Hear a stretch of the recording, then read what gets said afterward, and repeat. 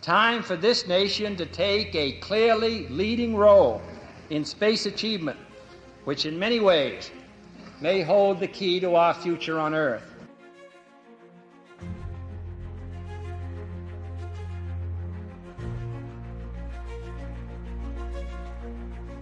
It's one small step for man, one giant leap for mankind.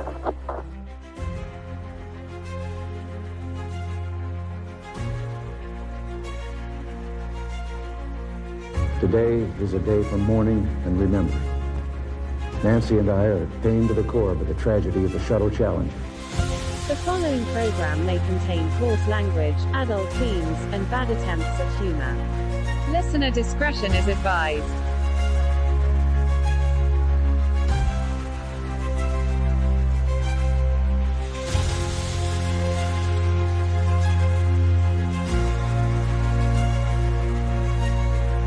What is President Trump's goal? What is his vision?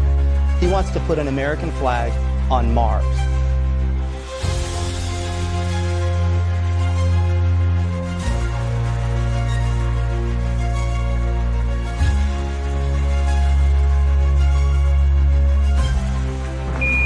Houston, Tranquility Base here. The Eagle has landed. I am your host, JEFF, also known as A Cosmic Bard, over on Twitter/X, and this is the Lost Wanderer podcast for May 18th, 2025. Happy Sunday evening, and welcome aboard the ACS Serenade. As is our wont here at Lost Wanderer podcast, we typically will start out a show if any of these news stories that I'm about to talk happen. And that is, of course, the Artemis Accord signees. 55 nations have now pinned their commitment to NASA.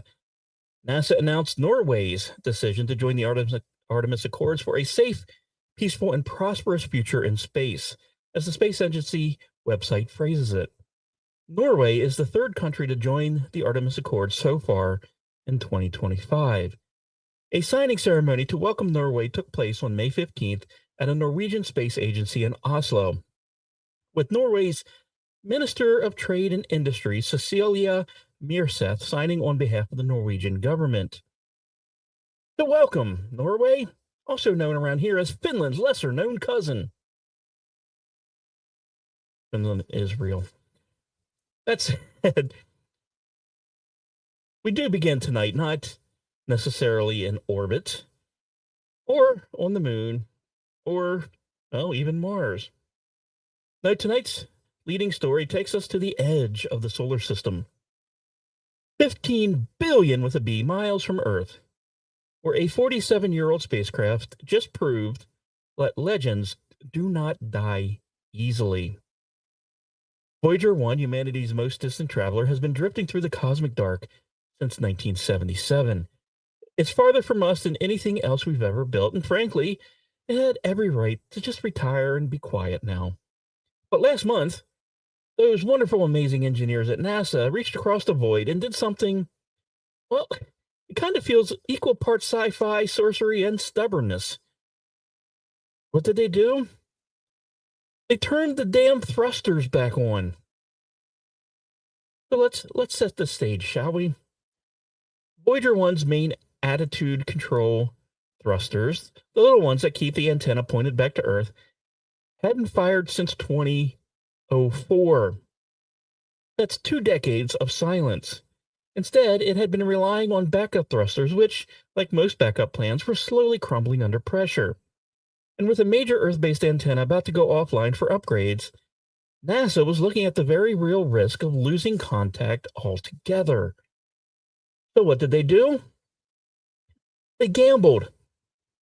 The mission team sent a software patch and a remote command to reboot the heater circuits tied to the main thrusters. A fix that was based on a hunch, stitched together by engineers who had spent years treating the spacecraft like a sacred relic and a bit of a lab rat at the same time. Now keep in mind, this isn't some local patch on a server, say in Pasadena. That signal took 23 hours to reach Voyager and another 23 hours to hear back. Almost 2 full days of radio silence. And then worked. The thruster heaters came back online. The fuel lines thawed. The Lazarus thrusters fired. And just like that, Voyager's one heartbeat steadied. Now, it was a small maneuver, but the symbolism was massive. This was just about course correction, or rather, it wasn't. This was about endurance, about a machine older than, well, most of the people currently working on it, still holding that line at the frontier of the known. Now, let's not try to romanticize it too much. Voyager, unlike the Star Trek movies, is probably not immortal. The power budget is dwindling, the instruments are going dark one by one, and there will come a time when signal fades for the last time. But not today. Today, Voyager reminds us that even in the frozen, airless dark of interstellar space, human hands can still reach out and touch the untouchable. No one expected the spacecraft to still be talking to us, let alone responding to new commands. But Voyager never cared about expectations. It only cared about the mission. And tonight, 15 billion with a B miles out, that mission is continuing. And as we come out of Voyager's Lazarus Act, you'd think tonight couldn't get more hopeful, but it just might. Because down here on Earth, while we're reanimating probes at the edge of the heliosphere, Houston is trying to resurrect something a little closer to home, its place at the center of human spaceflight. Enter the Mars Act, a freshly filed piece of legislation out of Texas that stands for Mission to Modernize Aeronautic Resources for Space. And yeah, it's a bit of a tortured acronym, we admit. But it does have the subtlety of maybe a B movie title. But let's give it some credit. Its aim is to inject $1 billion into NASA's Johnson Space Center to prep it for our next big leap, which is Mars. Well, why now, you may ask? Because JSC, Home of Mission Control, astronaut training, and the Neutral Buoyancy Lab, and enough moon rocks to probably make a geologist cry, has been running on yesterday's infrastructure for way too long. Yeah, peeling paint, outdated systems, facilities built, well, when bell bottoms were still cool, if they ever were. And if we're serious about heading to Mars, I mean really serious, then the launch pad doesn't start on the pad. It starts with the engineers in Houston having the tools they need to train, the crews, the test systems, simulate microgravity, and yes, even figure out what astronauts are going to eat on, say, a 3-year trip. But because rockets get the headlines, infrastructure gets often overlooked, but it does get the job done. Under the Mars Act, JSC would finally get a rebuilt and modernized mission control capable of handling real-time ops between Earth, the Moon, and Mars. Upgrades to the Neutral Buoyancy Lab, the massive underwater astronaut playground built for practicing extravehicular maneuvers and low gravity. Repairs and overhauls for the Astro Materials Lab, because if we're going to start bringing back, say, Martian soil, we better have somewhere respectable to put it, and not 1968 Tupperware. But not to be overlooked, because, let's face it, it's kind of our thing here on this show, a brand new space food lab. Because if there's one thing worse than freeze-dried sadness on a trip to Mars, is eating the same meal 1,200 times in a row. Now, some folks will probably say it's just poor political showboating, a senator looking to funnel money home. And hey, they may not be wrong to be cynical in this way. But this isn't about building another parking garage at NASA. It is about restoring America's space backbone before it buckles under the weight of its own legacy.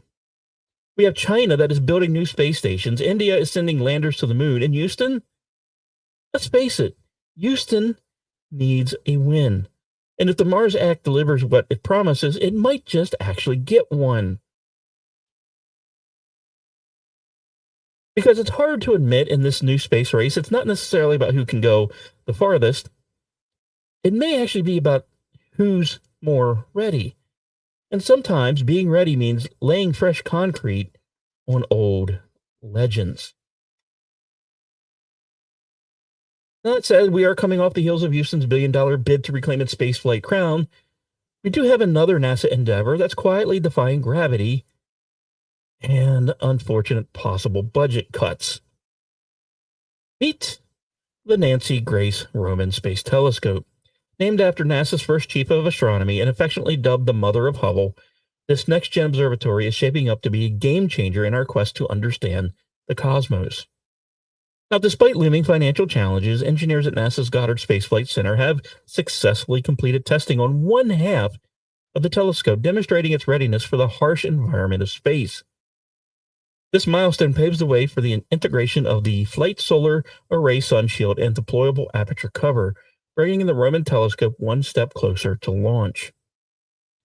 Set to launch no earlier than October 26, the Roman telescope boasts a field of view 100 times greater than that of Hubble, enabling it to survey vast swaths of the sky with unprecedented detail. Its mission, if it so chooses, to probe the mysteries of dark energy, search for exoplanets, and explore the structure and evolution of the universe. But we do have a little bit of a kicker to this. Amidst the technical triumphs, the Roman telescope faces an uncertain future. Proposed budget cuts threaten to derail this ambitious project, casting a shadow over its potential to revolutionize our understanding of the cosmos. Yet, in a bit of old-style NASA fashion, the team is pressing on, embodying the spirit of exploration and resilience. Because in the general tapestry of the universe, the Roman telescope does represent more than just a scientific instrument. It symbolizes humanity's enduring quest to reach for the stars and maybe one day visit them. But not all is necessarily doom and gloom as NASA scrapes and fights to fund this Roman space telescope. Across the launch pad to another site, we have SpaceX, which is stacking boosters like poker chips at the high table. But recently, the FAA has handed SpaceX a nice little shiny new permission slip. Approval for up to 25 Starship launches per year from the company's South Texas launch site, aka Starbase, aka, well, let's face it, Elon's personal sandbox. So that's right, we're going to possibly get 25 Starship launches a year from just one site. That's not really a launch cadence. It's that's more of a space flight schedule, if you ask me. Now, for context, we used to be impressed when NASA pulled off one shuttle mission every couple months. Now SpaceX is lining up bi-weekly mega launches of the world's most powerful rocket from the same beach that used to be known for bird watching and tacos. That said, it's not just a numbers game. This FAA license clears the way for rapid development, rapid iteration, and, admittedly, a few rapid unscheduled disassemblies along the way. Because, let's face it, Starship's not flying satellites yet, not officially delivering any cargo, and definitely not taking anyone to Mars yet. But these 25 flights, well, they're part of the test campaign. The mad dash to make a reusable two-stage stainless steel orbital juggernaut that can launch 100 tons or more to orbit and land itself like it just won some sort of bet. But the approval itself, well, it is kind of a signal. The FAA is betting that SpaceX is not only ready to fly more, they're ready to fly more often and to learn fast from their mistakes. That means launch, explode, learn, tweak, refly, and do it all without turning Boca Chica into a no-go zone for 6 months. That said, of course, when it comes to SpaceX, not everyone is thrilled. Environmental groups are watching very, very closely because, they don't actually have jobs, so they can watch very, very closely. The area's coastal wildlife and small communities have been stuck in a balancing act between cutting-edge engineering and not getting blasted off the map every other Tuesday. Okay, with some of the recent, rapid unscheduled, it could be a little bit of a fair concern, but we know most of it is because they just hate Elon. But from a spaceflight perspective, this is how Starship moves from hype to hardware. 25 launches a year means real data, real stress test, a real shot at finally making reusable rapid turnaround heavy lift flight more than just, say, a press release. And for SpaceX, it's not just about Mars. It is about launching satellites for Starlink. It's about contracts with NASA and the Pentagon. And it's about showing the world that orbital access isn't a once-in-a-while magic trick. It will be a service. So whether you do love Musk or love to groan at him, you can't deny the math. Starship's now cleared to fly more often than your cousin will visit the gym.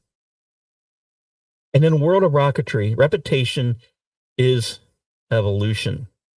I meant repetition. Sorry about that. And every flight brings the future a little closer. That said, just remember to duck when the launch window is open, just in case.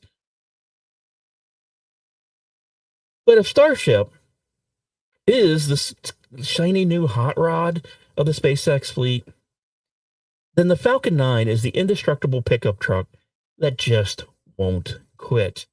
Dented, dusty, patched up, but still basically outrunning everything on the highway. And now it's made history again. On May 13th, booster B1067, yes, that's her name, don't wear it out, launched 28 more Starlink satellites into orbit, making her 28th flight.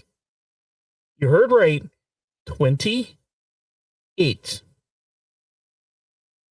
That's more than most astronauts will ever rack up in their careers, let alone what they would ever dream of.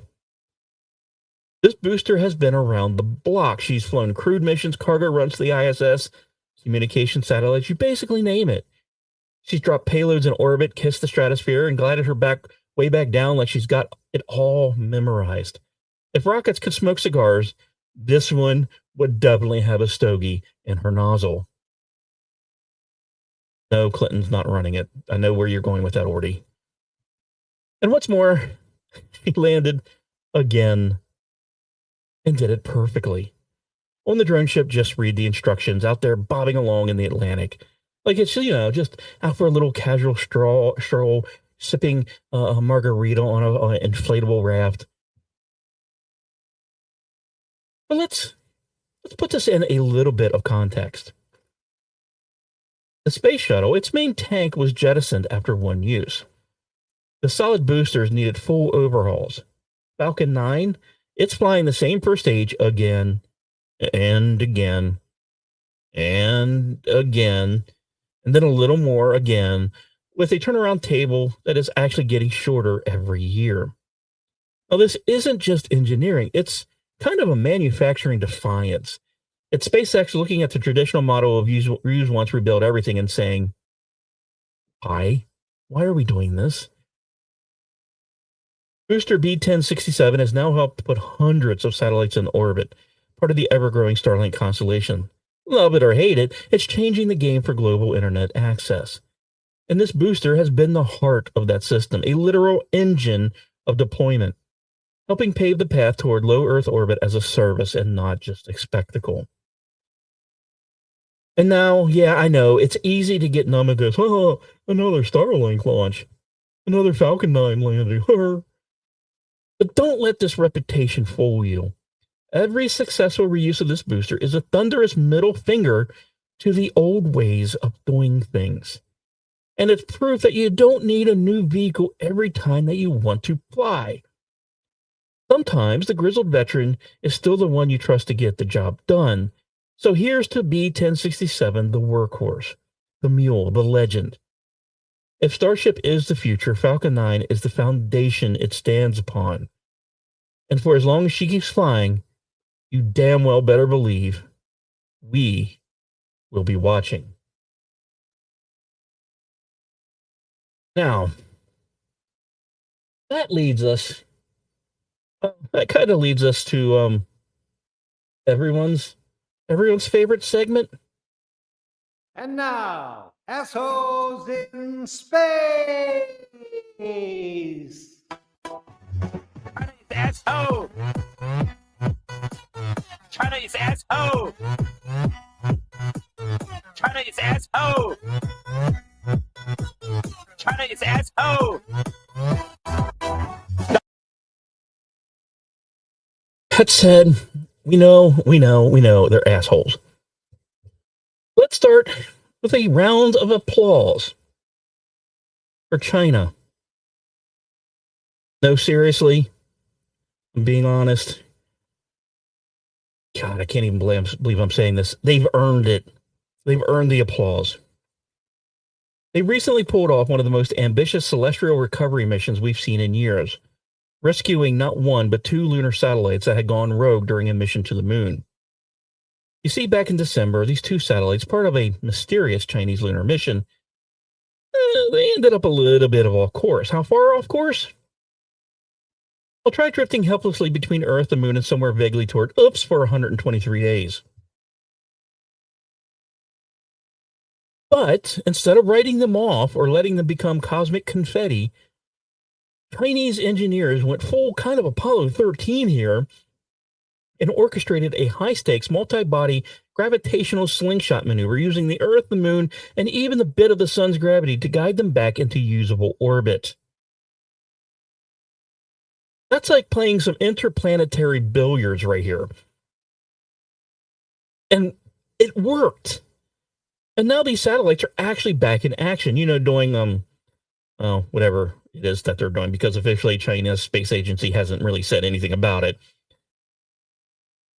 But that said, at least they didn't kill a cow with satellites coming back into Earth.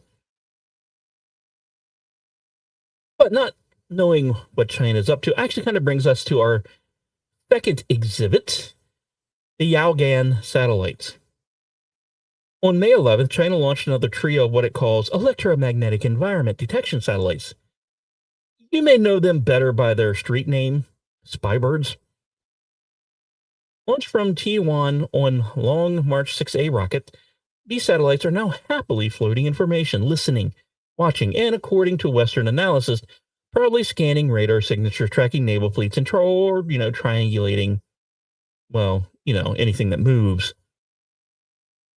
Now, to be fair, China's not the only one playing this game, but what makes it worthy of this segment, Assholes in Space, it's kind of the utter nonchalance of it all. They launch them under vague scientific labels, slap remote sensing on the side, put a cute little animation in their press release. Meanwhile, everyone knows what they're for. It's like labeling your missile, silo, Uncle Mao's corn barn. We know what it is. And while these launches are stacking up, China now has dozens of these platforms in orbit. We are watching a bit of a quiet militarization of space happening one trio at a time. But wait, there's more. Because while China is busy flinging satellites and the gravity slingshots and geopolitical, side eyes to everyone, Mother Russia has decided to return a time capsule. And no, I'm not talking about The Hobbit that we just watched on the Vincent Charles Project. Let me introduce you to Cosmos 482, a failed Soviet Venus lander from 1972. This ancient hunk of Cold War optimism was supposed to head to Venus. Supposed to being the key word here, because it didn't quite make it. Instead, it ended up in a decaying orbit around Earth, forgotten by history, ignored by Russia, and quietly circling for over 50 years like some junkyard ghost. Until this month.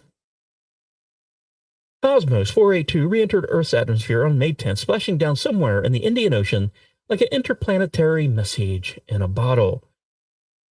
That said, in a poetic way, twisted way, an object built for Venus, our nearest neighbor, took 5 decades to come back home, and when it did, it just fell silently, unceremoniously into the drink. No announcement, no warning, just a decades-old failure closing its arc with a splash. But there is a kicker to this. That re-entry wasn't tracked until it was practically over. That's a little bit of the problem with space debris. The things we forget, they tend not to forget us. So here's what this Assholes in Space segment really says. China is proving they can play in the same sandbox as NASA when it comes to orbital mechanics, but they still wrap every scientific move in layers of military fog. They're quietly building a space surveillance network under the radar, literally and a little bit figuratively. I hope I used that correct, Ron. And Russia is so deep into its long, slow space decay that even its abandoned hardware is returning like a bad memory.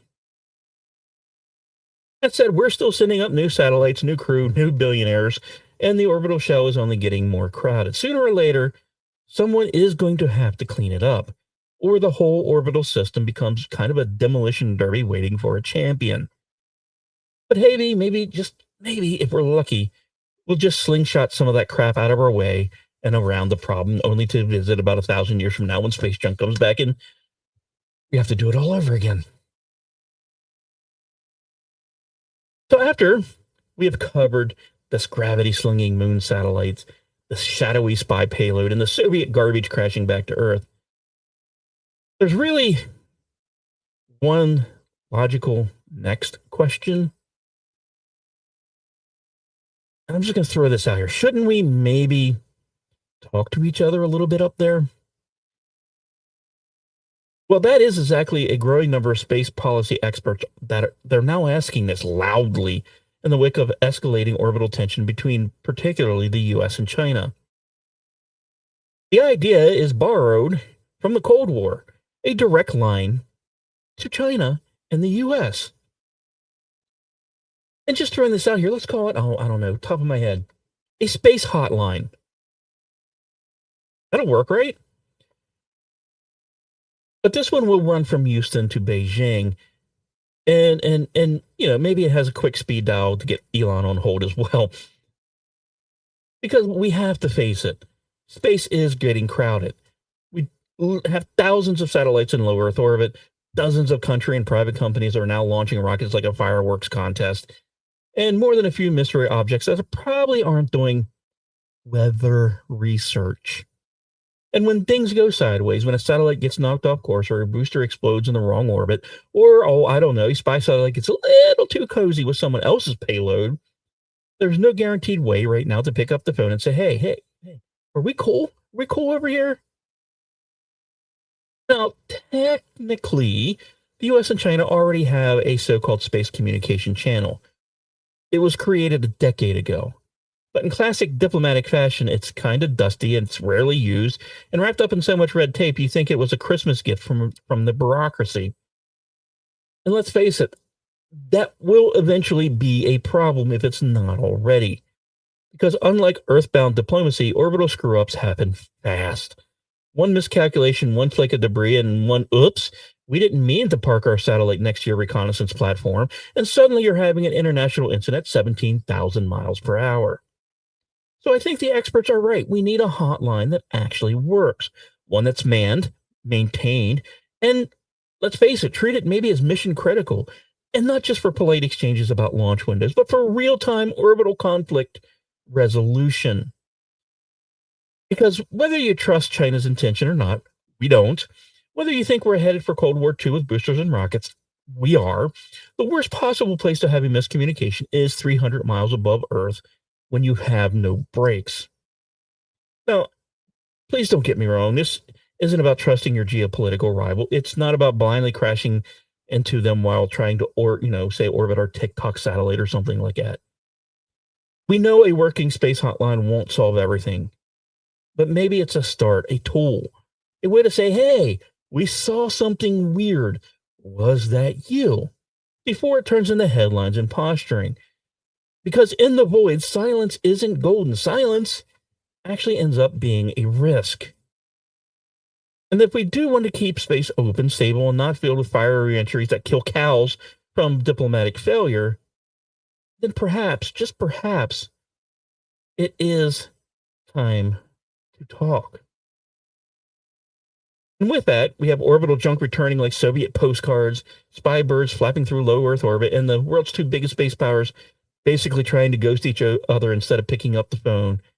We're probably at a good point to take a break. So let's grab a drink, recalibrate your inertial dampeners, and settle in for maybe about 3.5 minutes or so. We'll be back in a bit, unless a Chinese satellite flies too close to the wrong antenna and it ends the show early. Don't touch that dial.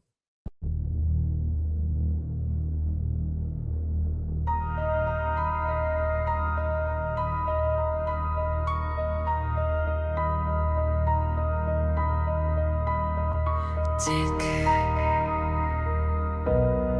tick. You pull me close, but never still. A tidal breath, a gravity kill. I flare with every passing round and leave my light upon the ground. Your hunger sings in X-ray screams. You swallow hope, you shred my dreams. Still I revolve, still I remain in love with loss and all of pain. I burn for you and you forget. Each pass I lose what I have left. For days to fall, for days to rise, until the dark consumes my skies.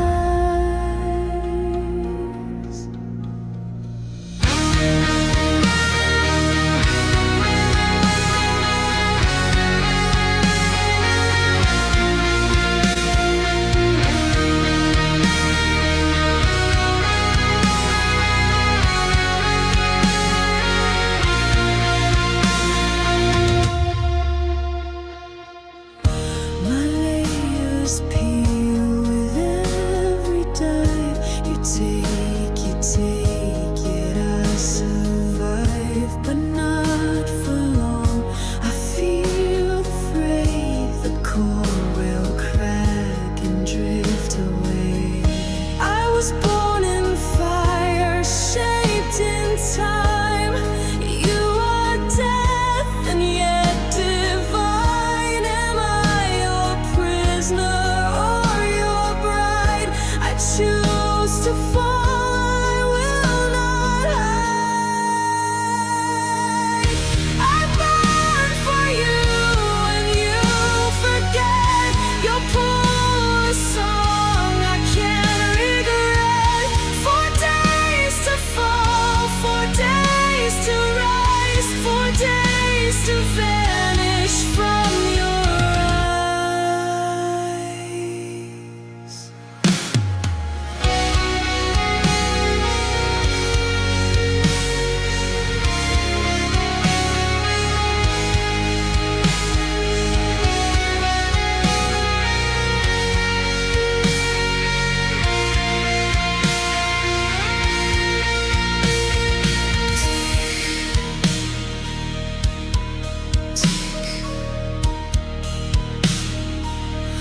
No more return, no more rise. And welcome back aboard the ACS Serenade. If you're still with us after the intermission, well, congratulations. You survived the orbital debris report, the Soviet reentry surprise, and the diplomatic silence of 1,000 satellites. Thank you for tuning in. I do greatly, greatly appreciate it. But now, we got to get to a little bit of the doom report. I know I'm stepping a little bit on Al's toes here, but I don't think he's doing a show tonight, so I will pick up the slack. So let's talk about dying stars and backup planets, shall we? Because according to Elon Musk, Earth isn't just in danger from wars, or AI, or poorly cooked hot pockets. No, our doom is written into the very laws of stellar evolution itself. And it's only a matter of time before the sun, our big, beautiful ball of fiery glow, that life giver that we all sort of take for granted and never blame for solar global climate change, swells up like a bloated corpse and fries everything that we love eventually. Did I mention Happy Sunday? And a recent reminder that optimism is just panic with a timeline. Musk said that he said what he said basically for years. If humanity wants to survive in the long run, we need to get off this rock. Not tomorrow, not because of climate change or political drama, but because the clock on the sun is ticking. And eventually it will cook Earth like a frozen burrito. So right now, his first step, his answer, Mars. Not the Mars of dusty rover selfies and disappointed water hunts, but a self-sustaining city. A plan B for the species. Probably not a great term if we want to keep our species alive. I think we need to come up with a better term than plan B. But think geodesic domes, pressurized potato farms, oxygen generators, and a flag with a giant "we made it" middle finger pointed at the cosmic inevitability. Now, this isn't just kind of a metaphor. It is part of SpaceX's real end game. Starship isn't just a launch vehicle. It's a colonial ark, if you will. Hopefully not Arkship B, a modern Mayflower that with heat shielding. Musk isn't dreaming of Mars tourism or billionaire vacation package. He's talking long-term species survival. A blueprint legacy etched into the red dust, just in case the universe ever tries to erase us. Now, I know we're talking timelines in the millions of years. The sun's not going to go full supernova next Tuesday. And Musk's point isn't, pack your bags now. It's this. If we don't start building the ladder to the stars today, we might not have it when we need it to climb. Now, of course, some will call this hubris because they hate Elon, and others will call it science fiction because it does sound like it. But remember, every great migration started with someone looking at the horizon asking, what happens if we stay too long? And Musk, he's actually betting that the real test of humanity won't be survival on planet Earth. It'll be starting over or continuing somewhere else. Let's say we conquer Mars. Let's say we outlive solar flares, dodge extinction events, build city ships the size of moons, and turn the stars into tools. Great, right? What if none of that actually ends up mattering? What do you mean, Jeff? Because the universe, it's dying. And according to a new study, it's dying faster than anyone expected. Yay! Buckle up. Happy Sunday. Scientists modeling the fate of the cosmos now think that the gradual heat death we all learned in our favorite astronomy class, or hopefully your favorite astronomy podcast, that slow fade in the thermodynamic nothingness might not be as slow after all. It's still billions upon billions of years away, sure, but the numbers have shifted. The entropy curve isn't the gentle downhill slope we thought. It's a bit of a sharper, colder drop-off, like, when you know your marriage is over. And when this universe dies, it won't be with a bang or a whimper. It'll be with a freeze. A long, black, empty stillness. No energy, no light, no structure, no purpose. Just a blank canvas of foreverness. Now, this isn't just some nihilistic clickbait headline. It really is hardcore cosmology. It's about the decay of fundamental particles, about the slow breakdown of all order as galaxies drift too far apart to see each other, with stars burning out and even black holes evaporating into nothingness. It's a cosmic ghost town with no ghost.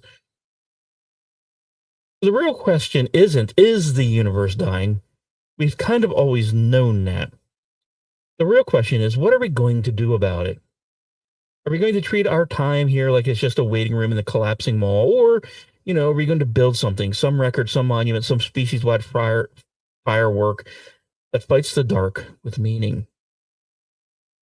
Because maybe we won't stop the death of the universe, but we might outlive its first chapters. We might find ways to surf infantry and punch through it, or rewrite the script entirely. And maybe, just maybe, the end isn't the end. Maybe it's just a warning.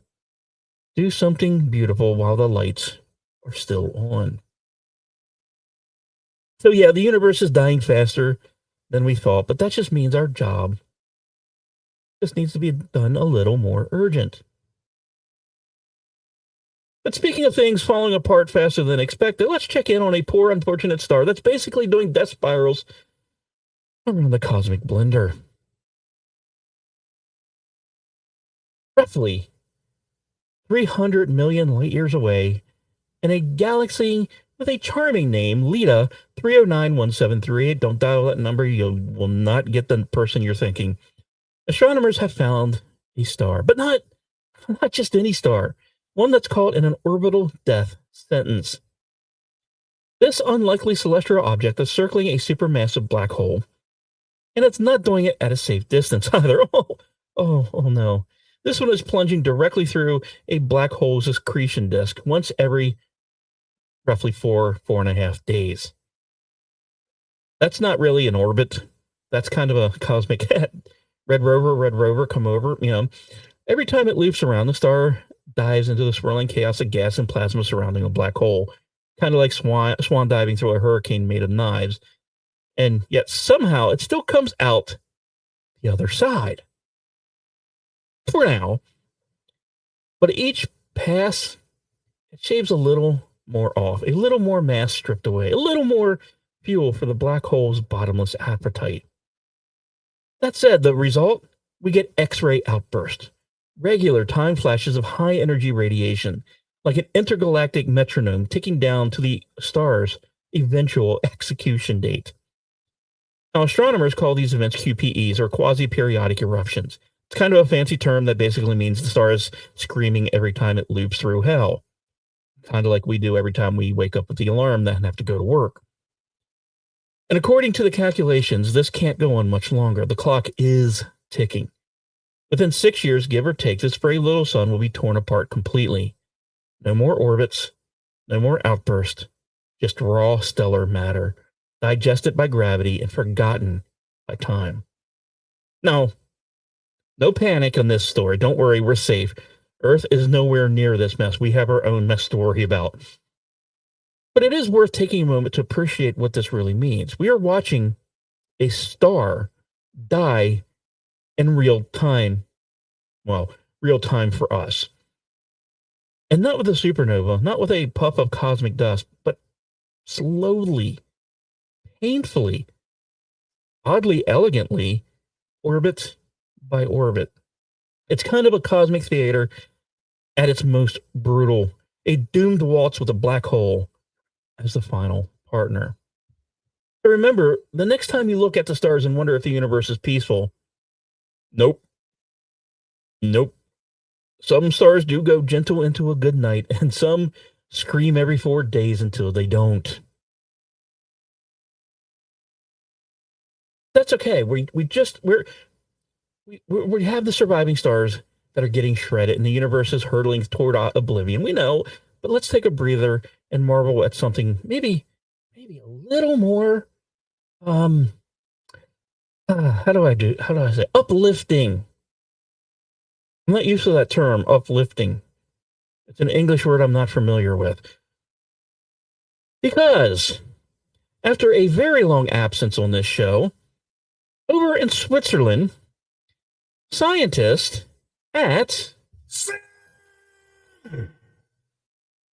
more specifically at the Large Hadron Collider, just pulled off one of humanity's oldest dreams. They turned lead into gold. And this isn't a riddle. This isn't some Gollum and Bilbo talking in some dank cave. And it's not a metaphor. It's not even a magician's parlor trick. And no, they didn't consult Hogwarts textbook or whisper, Philosopher's Stone into a beaker or anything like that. Not that I've actually read those books because I refuse to. This was actual physics, raw, precise, high-speed, high-energy particle physics.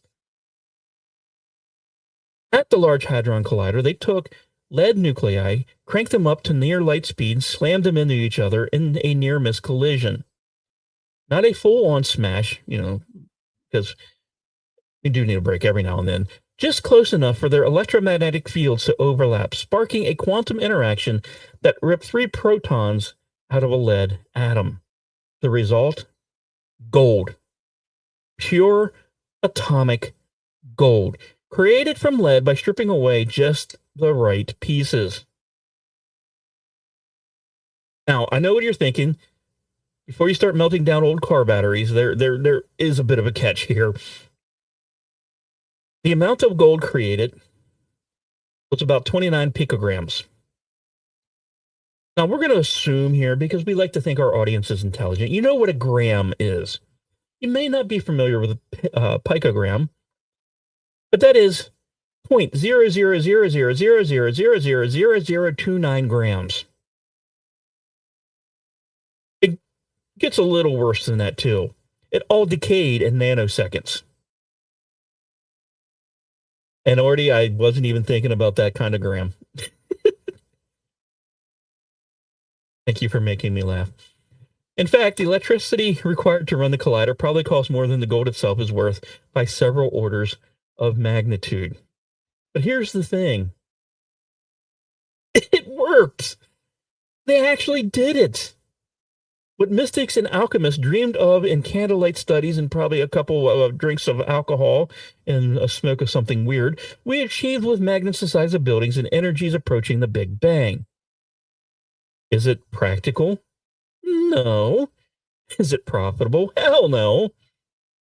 But is it profound? You better believe it is.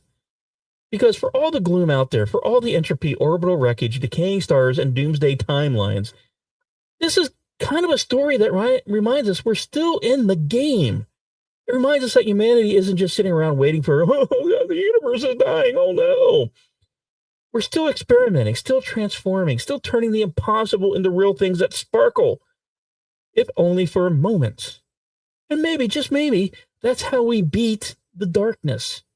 One atom at a time. Coming out of this wonderful gold from lead particle party at CERN, let's take a bit of a deep breath. Because while most stories about Yellowstone make you wonder how many seconds you have to say goodbye before the supervolcano, erases half the continent, I'm going to give you a Yellowstone story that's actually hopeful. I know. I didn't mean to burst your bubble here. It turns out, buried beneath the geysers and geothermal oddities of America's most famous magma cauldron, there's quite a treasure trove of carbon-free helium. And it's not the kind you use to make, your voice squeaky at parties. This is helium-4, a non-radioactive stable isotope that's vital for rockets, nuclear reactors, superconducting magnets, and just about every sci-fi sounding technology that we're currently building.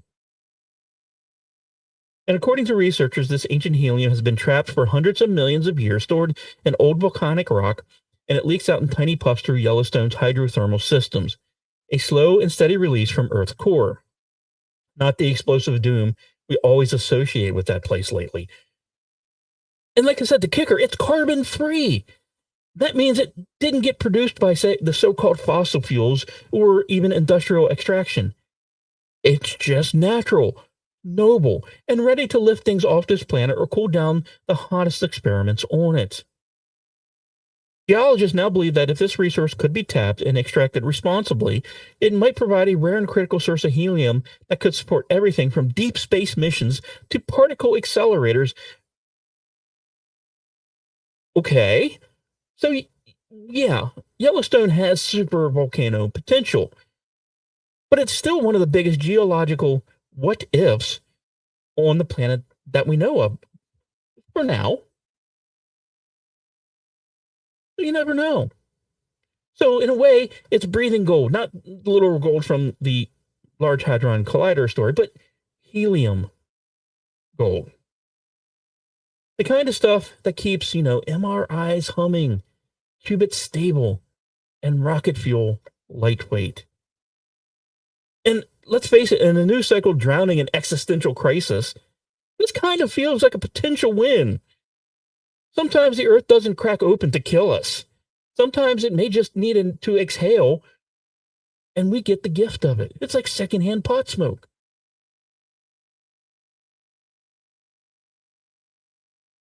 So we've surfed doom, we've dodged these volcanic hype, transmuted lead into gold, And we've now even tapped helium from the breath of Yellowstone. But before we dive into our stargazing forecast, we're grounding ourselves in something quieter and older. Because apparently when the sun prepares to disappear behind the moon, the trees prepare too. Not in panic, not in fear, but in rhythm. In the Dolomite Mountains of northern Italy, a grove of spruce trees, real rooted ancient things, showed signs of synchronized bioelectrical activity hours before a recent solar eclipse. You heard that right. Hours before the light changed, before shadows curled, before birds got really, really weirder, the ones that are still real, most of them aren't, the trees started reacting. Their internal voltages, usually chaotic and individual, began to sink. And it wasn't the young saplings leading the charge, it was the elders. Old growth spruce, trees that have been standing longer than we've had radios, started humming the same tune. Which leads us to the inevitable question. What the hell did Tolkien know, and when did he know it? Because let's be honest, the Ents were the first to warn of darkness long before men and elves. And now science is telling us that maybe, just maybe, real trees aren't quite so different. And that said, no one is saying the forest is planning a march on Isengard. Although, let's face it, if Yellowstone starts walking, I am filing for, orbital relocation immediately. But this isn't fantasy. This is real-world data. Bioelectrical rhythms aligning. Information perhaps being shared through roots, fungi, or electromagnetic fields we haven't mapped yet. It's not photosynthesis panic either. This happens before the light even shifted. It's kind of anticipation, not reaction.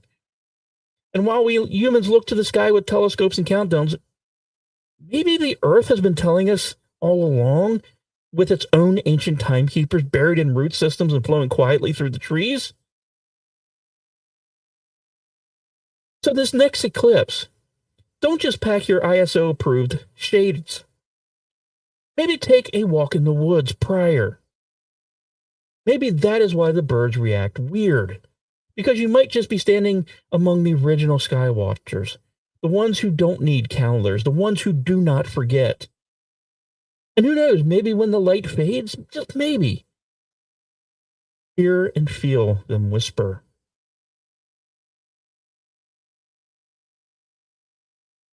So now that we have survived the dying stars and whispering trees and philosophical doom, let's return to the one thing that truly never disappoints, the sky itself.